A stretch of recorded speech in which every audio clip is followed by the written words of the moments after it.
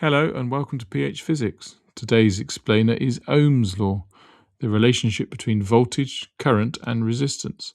V equals I times R.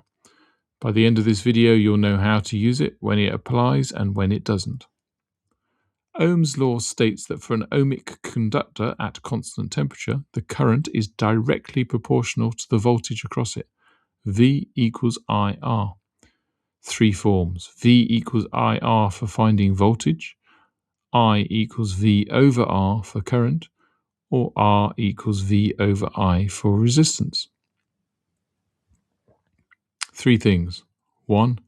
Ohmic conductors give a straight IV line through the origin. 2. Filament lamps give a curve. Resistance rises with temperature, so they're not ohmic. 3. Diodes only conduct in one direction. Definitely not ohmic. Common slip. Assuming all components obey Ohm's law, only ohmic conductors do at constant temperature. So heated filaments, diodes, semiconductors, they all deviate.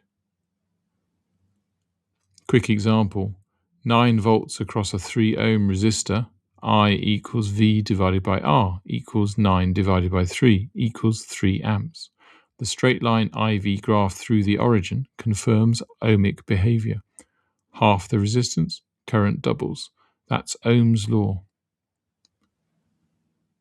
Right, if any of this is going to stick beyond this video, drop into phmaths.com. You'll find a free 4-week GCSE higher revision planner ready to download, plus mastery workbooks across maths, physics, biology and chemistry.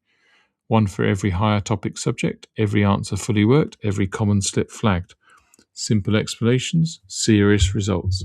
See you next video.